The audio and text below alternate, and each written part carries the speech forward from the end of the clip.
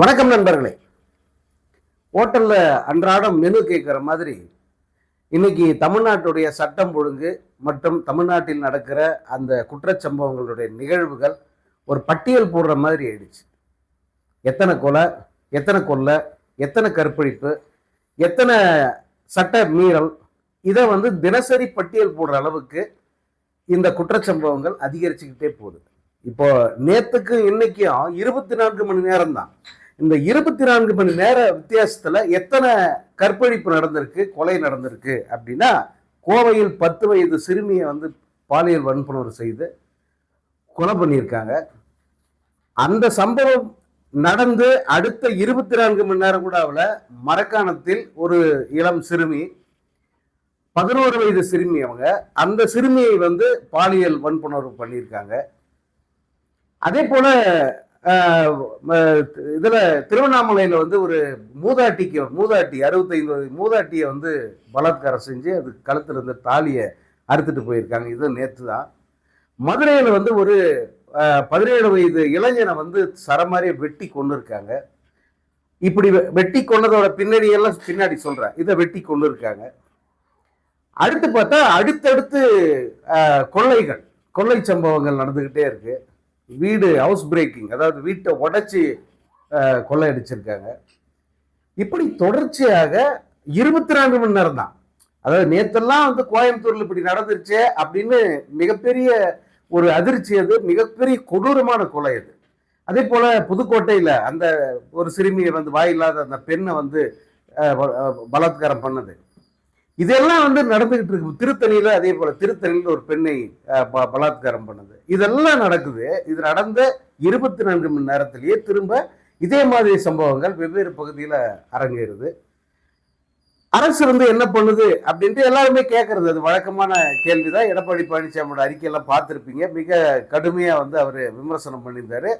போன திமுக கவர்மெண்ட் எல்லாம் குறை சொன்னீங்களப்பா, அந்த அரசு இருக்கும்போது எப்படி அலட்சியமா போலீசார் நடந்துகிட்டாங்களோ அதே போலதான் இப்போ நீங்களும் நடந்துக்கிறீங்க அப்படின்னு ஒரு எதிர்கட்சி அரசியல்வாதியா அவர் இந்த கேள்விகள் எல்லாம் முன் வச்சிருக்காரு.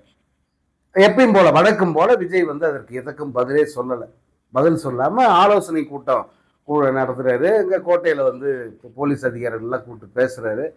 அவர்களும் சிங்கப்பெண் பாதுகாப்பு படை அதை அதிகப்படுத்துற அந்த வேலையில இருக்காங்க. அதிகாரப்பூர்வமா அதை தொடங்கி வைக்க போறதா ஒரு அறிவிப்பு வெளியிட்டு இருக்காங்க ராஜரத்னம் ஸ்டேடியத்தில். அது ஒரு நாள் முழுக்க அது ஒரு செய்தியா மாறும் அவங்களுக்கு.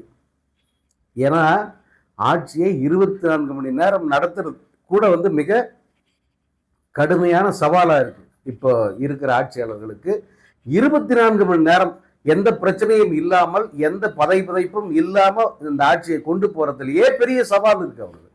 அப்படி ஒரு சூழல்ல தமிழ்நாட்டுக்கு கொண்டு நிப்பாட்டி இருக்காங்க. இதுல நம்ம யாரையும் நம்ம இன்டென்ஷனலா நம்ம குறை சொல்லணும், குறை மட்டுமே சொல்லணும் அப்படி நம்ம நோக்கம் இல்லை. நிறை அப்படின்னு ஏதாவது இருந்தா நிச்சயமா நம்ம சொல்லலாம். இந்த 15 நாட்களில் இந்த ஜோசப் விஜய் தலைமையிலான இந்த ஆட்சியினுடைய நிறை அப்படின்னு எதையா சொல்லுவீங்களா? நீங்க யோசிச்சு பாருங்க. ஒண்ணுமே இல்லை. கொடுத்த வாக்குறுதிகளை எதையுமே நிறைவேற்றல. நான் போடுற முதல் கையெழுத்து அப்படின்னு சொன்னாரு 200 யூனிட் மின்சாரம் இலவசம்னு சொல்லிட்டு, அதுல ஒரு இக்கு வச்சாங்க. அந்த 200 யூனிட் யாருக்கு கிடைக்கும் அப்படின்னு பார்த்தீங்கன்னா பெரும்பாலான மக்களுக்கு கிடைக்காது. அந்த நிபந்தனை எப்படி டேர்ம்ஸ் அண்ட் கண்டிஷன் சொல்றாங்கல்ல, இதுல கிரெடிட் கார்டு வாங்குறதுக்கு, அந்த மாதிரி ஒரு நிபந்தனையை வச்சு அனைத்து மக்களுக்கும் அந்த பலன் கிடைக்காத அளவுக்கு அதை பண்ணிட்டாங்க. சரி, அதுதான் பண்ணாங்க. அதாவது நமக்கு கிடைக்குமான்னு பார்த்தா, உங்களுக்கு கரண்டே கிடையாதுரா, என்ன உங்களுக்கு சலுகை வேண்டி இருக்கு? 200 யூனிட் சலுகை என்ன?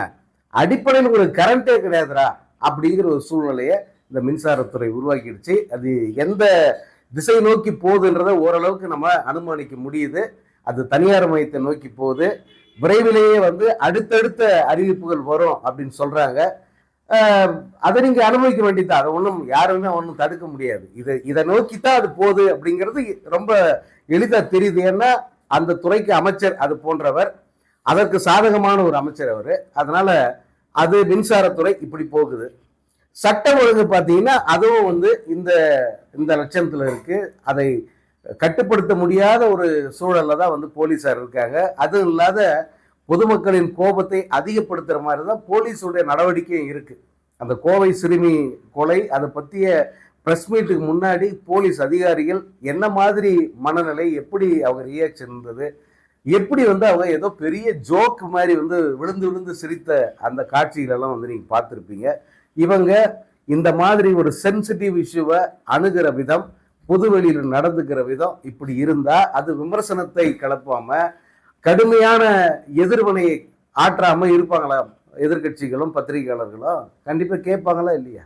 அதுவும் இல்லாமல் இவங்க அமைச்சர்கள் லட்சணம், அதாவது உங்களுக்கு பேச தெரியல, இல்லை செய்தியாளர்கிட்ட உங்களுக்கு என்ன சொல்லணும்னு தெரியலன்னா தயவு செஞ்சு அதிகாரங்களை விட்டே கூட சொல்றேங்க. ஏன்னா நீங்க பேச தெரியாம எந்த எந்த கேள்விக்கு என்ன மாதிரியான பதில் சொல்றது அப்படின்னு தெரியாம அசிங்கப்பட்டு அதுக்கு ஒரு விளக்கம் கொடுத்து, என்னுடைய முக பாவமே அப்படித்தான், என்னுடைய பாடி லாங்குவேஜே அதுதான், நான் அப்படித்தான், நான் ஒன்றும் தப்பா, இப்படி ஒவ்வொன்றுத்துக்கும் விளக்கம் கொடுத்துட்டு இருக்கிற விளக்கெண்ணத்தனமான அரசியல்லாம் உண்மையிலேயே தமிழ்நாட்டுக்கு ரொம்ப புதுசு. பார்க்க ரொம்ப அருவருப்பா இருக்கு. அதான் ரொம்ப முக்கியமானது. வேற பார்க்க அருவருப்பா இருக்கு இவர்களுடைய இந்த ஆட்சியின் லட்சணம்ங்கிறது. இதுல மேகதாது அணை விவகாரம் வேற வந்துருச்சு. அங்க இருக்கிற அந்த டெப்டி சிஎம் DK சிவகுமார் இந்த அரசை ஒரு அரசாவே மதிக்கல. தமிழ்நாட்டில் இருக்கிற அரசை இது ஒரு அரசுன்னே மதிக்கல. இதெல்லாம் நீங்க சட்டம் பண்ணவே தேவையில்ல, நம்ம கட்டுறது கட்டுவோம் அப்படின்னு சொல்றாரு அவரு. தமிழ்நாட்டு அரசை பொருட்படுத்த தேவையில்ல, அவங்களுக்கு கேட்க உரிமையே இல்லை, நாங்க கட்டுறது கட்டுவோம் அப்படின்னு அவங்க கட்டுற ரேஞ்சுக்கு போயிட்டாங்க. அடுத்து கடகால் தோணும், அவ்வளவுதான், அந்த ரேஞ்சுக்கு போயிட்டாங்க. இப்பதான் இவங்க யாரு, முதலமைச்சர் விஜய் சார் அவரும் நீர்வளத்துறை அமைச்சர் புசி என் ஆனந்த் சார் அவரும் கலந்து பேசுறாங்களாம். ரெண்டு பேருடைய அந்த கலந்து ஆலோசனை எப்படி இருக்குன்னு ஒரு நிமிஷம் கற்பனை பண்ணி பார்த்தேன். உண்மையிலே காலை நேரத்தில் இருந்த அந்த ஸ்ட்ரெஸ் எல்லாம் போயிடுச்சு. இரண்டு பேரும் எப்படி ஆலோசனை பண்ணிப்பாங்க, இவர் எப்படி ஆலோசனை கேட்டிருப்பாரு, அவர் என்ன ஆலோசனை சொல்லிப்பாரு அப்படிங்கிற அந்த காட்சியை கற்பனை செய்து பார்த்தேன், வேற ஒன்றும் இல்லை. ஸோ இது ஒரு பக்கம். அரசியல் சூழல் பாருங்க, நம்ம இந்த நேரத்தில் எதையெல்லாம் நம்ம எக்ஸ்போஸ் பண்ணோம், எதையெல்லாம் சீரியஸாக எடுத்துக்கணும், எப்படி இந்த மக்களுக்கு அந்த விழிப்புணர்வை கொண்டு போனோம், எது சரியான நிர்வாகம், யார் வந்தா அந்த நிர்வாகம் சரியாகுமோ அவங்கள எப்படி கொண்டு வரணும், இந்த வேலையெல்லாம் யாரோடதுன்னா மீடியாவோட வேலை. ஆனா இவங்க பண்ற வேலை எப்படி இருக்குன்னா மிக மிக மிக அயோக்கியத்தனமா இருக்கு. சில வார்த்தைகள் எல்லாம் பயன்படுத்தக்கூடாதுன்றதுனால தான் கொஞ்சம் கண்ட்ரோலாக நான் பேசுகிறேன். ஆனாலும் இதை சொல்லாமல் இருக்க முடியல. மிக அயோக்கியத்தனமான வேலையை இந்த மீடியா செய்கிறாங்க தொடர்ச்சியாக. திமுக அதிமுக கூட்டணிக்கு முயற்சி பண்ணிச்சான்ட்டு திமுக கூட்டணியில் இருக்கிற அத்தனை அந்த கட்சிகள், அதாவது கூட்டணியில் இருந்த கட்சிகள் இப்போ போய் விஜய் கூட சேர்ந்திருக்காங்க இல்லையா, விஜய் சார் கூட, அந்த கட்சிகளை மட்டும் தேடி பிடிச்சி அவங்க கிட்ட கருத்து கேட்குறாங்க. இதை பத்தி நீங்க கேள்விப்பட்டீங்களா, உங்க கருத்து என்ன, அது உண்மைதானா, அது யார் இதை பேசுனாங்க, என்ன இது ரொம்ப முக்கியமா, இது ரொம்ப முக்கியமா, இது நடக்காத ஒரு விஷயம், யாருக்குமே இந்த யோசனையே வரக்கூடாதா? அப்படியே யோசனை என்ன பண்றீங்க, அது என்ன சட்டவிரோதமா? இல்ல இது இந்த இந்திய அரசியல் எங்கேயும் நடக்காதா? எல்லா காலகட்டத்திலும் நடந்தது தானே. ஒரு யோசனை, விஜயால வர முடியாது, அல்லது விஜய் சிஎம் உட்காரது பிடிக்கல, அப்படியே வச்சுக்குவோம். நான் என்ன மாதிரி ஆட்களுக்கு சுத்தமா பிடிக்கல, இந்த மாதிரி ஒரு பெருமைக்குரிய நாற்காலியில போய் விஜய் உட்கார்றதா அப்படின்ற நினைப்பு யாருக்குமே இருக்காதா? அப்படி ஒரு நினைப்பில் மாற்று யோசனை என்ன, மாற்று ஏற்பாடு என்ன பண்ணலாம் அப்படின்னு வரும்போது நான் வெளியில இருக்கேன். யாரு, திமுக, நான் ஆட்சியில பங்கெடுக்க மாட்டேன், நான் வெளியே நின்னுக்கிறேன், யார் வேணா ஆட்சி அமைங்க, நான் சப்போர்ட் பண்றேன் அப்படின்னு சொன்னா என்ன தப்பு? இப்போ அதுல என்ன தப்பு இருக்கு? இதுக்கு பாஜக முயற்சி பண்ணுச்சு, பாஜக தான் இதுக்கு ஏற்பாடு பண்ணுச்சு, பாஜகவை கொண்டு இதுல கோத்து விடுறீங்க. என்ன அர்த்தம் அதுக்கு? மெல்ல மெல்ல காங்கிரஸ் அதாவது பாஜக திமுக கூட இணக்கமா போகுது, திமுக பாஜக உறவு வந்துருச்சு, அதனாலதான் நாங்க எல்லாம் வெளியே போயிட்டோம் அப்படின்னு ஒரு காட்சியை கட்டமைப்பதற்கு வெக்கமா இல்லையா உங்களுக்கு எல்லாம்? நீங்க அதுக்காக போனீங்க, அதுக்காகவா நீங்க திமுக கூட்டணி விட்டு போகணுங்கிறது தேர்தலுக்கு முந்தைய அஜெண்டா. அது நடக்கல. அப்ப திமுகவை காலி பண்ணிடணும், திமுக கூடவே இருந்து உறவாடி கெடுக்கணும் அப்படின்னு சொல்லி கெடுத்தீங்க. திருமாவளவனா இருக்கட்டும் அல்லது காங்கிரஸா இருக்கட்டும், இந்த இருவருக்குமே அசைன்மெண்ட்ங்கிறது அதுதான் அப்படின்றது இப்ப எல்லாருக்கும் வெட்ட வெளிச்சமா தெரியுது. நீங்க என்ன சொல்லி போனீங்க, காங்கிரஸ் அதோட புத்தி, அது அதனுடைய நோக்கமே அதுதான், திமுக வீழ்த்துறத கூட இருந்து வீழ்த்துறது அது நோக்கன்றது தேர்தலுக்கு முன்பு இருந்து தெரிஞ்சது. தேர்தல் தோத்த பிறகு அடுத்த 24 மணி நேரம் கூட அவங்க காத்திருக்கல. ரிசல்ட் அன்னைக்கு சாயங்காலமே அவங்க ஓடி போயிட்டாங்க விஜய் கிட்ட. இந்த திருமாவளவன் அல்லது முஸ்லீம் லீக் அல்லது இந்த கம்யூனிஸ்ட் கட்சிகள் இவங்கெல்லாம் கொஞ்ச நாள், ஒரு 4 நாட்கள் வெயிட் பண்ணி வெளியே போனாங்க. வெளியிலிருந்து நாங்க ஆதரவு கொடுக்குறோம்னு சொல்லிட்டு போனவங்க உள்ளவே போய் சேர்ந்துட்டாங்க. சேர்ந்த பிறகு நீ உன்னுடைய நோக்கம் என்ன, ஒரு நிலையான அரசு அமைக்கணும், குடியரசு தின ஆட்சி வந்துடக்கூடாது, அதன் மூலம் பிஜேபி உள்ள வந்துடக்கூடாதுன்னு சொன்னீங்க. சரி, ஏதோ ஒரு வகையில அதை நியாயமே கூட ஒத்துக்கலாம். ஆனா ஏன் அமைச்சரவைக்குள்ள போய் சேர வேண்டிய அவசியம்? விஜய் கூப்பிட்டாரு, நாங்க போனோம். விஜய் கூப்பிட்ட இந்த கடவுளா கூப்பிட்டாரு, விஜய் தானே கூப்பிட்டாரு. இல்ல சார், அது எங்களுடைய கொள்கைகளுக்கு ஒத்து வராது, நாங்க நின்று ஜெயிச்சது ஒரு கூட்டணியில, நாங்க முதல்வரா முன் வச்சது ஒருத்தரை, அப்படி முன் வச்சு நாங்க அவர் மூலமா கிடைத்த வாக்குகள்ல ஜெயிச்சுட்டு உங்களுக்கு நான் சப்போர்ட் பண்ண முடியாது, நீங்க ஆட்சியை தொடருங்க, நாங்க வெளியில இருந்து ஆதரவு தரேன்னு சொல்ல உங்களுக்கு என்ன வாய் வலிக்குது? சொல்ல முடியல உங்களால. ஏன்னா உங்களுக்கு உள்ளுக்குள்ள இருந்த ஆசை அதுதானே. திமுக நமக்கு ஆட்சியில பங்கு தராது, அதிகாரத்துல பங்கு தராது, எதுக்கு அவங்க கூட இருக்கணும், நம்ம இப்படியே போயெல்லாம் நம்ம இனி குறை காலத்தை இவங்க கூட ஓட்டிக்கலாம் அப்படின்னு சொல்லி போய் நீங்க விஜய் கூட சேர்ந்தீங்க. சேர்ந்துட்டு அதுக்கப்புறம் என்ன, திமுக அதிமுக கூட சேர்ந்து கூட்டணி வைக்கிறது ட்ரை பண்ணாங்க. எப்படி கூட்டணி ஆகாது? இப்போ நான் ஆட்சி அமைக்கலப்பா, உங்களுக்கு யாராவது ஆட்சி அமைக்கணும்ன்ற ஆசை இருந்தாக்கா நான் வெளியில இருந்து ஆதரவு தரேன்னு திமுக சொன்னதாவே வச்சுப்போம். திருமாவளவனை முதல்வராக தானே சொன்னாங்க, ஆய்க்க வேண்டித்தானே. எடப்பாடி சிஎம் ஆய்க்க வேண்டித்தானே. இதுல என்ன தப்பு இருக்கு? யோசிச்சு பாருங்க. வெளியில இருந்து அவங்க சப்போ இதுக்கு முன்ன நடக்காதா? இதுக்கு முன்ன மத்திய அரசு அமைஞ்சதுல எத்தனை முறை காங்கிரஸ் வெளியிலிருந்து ஆதரவு தர ஐக்கிய குஜரால், தேவேகவுடா, சரண் சிங், முன்னாள் பிரதமர்கள் இத்தனை பேரும் வெறும் 50 சீட்டு, வெறும் 50 எம்பிக்களை வச்சுக்கிட்டு தேவேகவுடா பிரதமர் ஆனாரு, ஐக்கிய குஜரால் பிரதமர் ஆனாரு, சந்திரசேகர் பிரதமர் ஆனாரு. வெளியிலிருந்து ஆதரிச்சது யாரு? நேருக்குன்னு, அதாவது ஒருத்தர் கடுமையா திட்டிக்கிட்ட, கடுமையாக மோதிக்கொண்ட காங்கிரஸும் இவர்களும் தான் அப்ப கூட்டணி வச்சுக்கிட்டாங்க.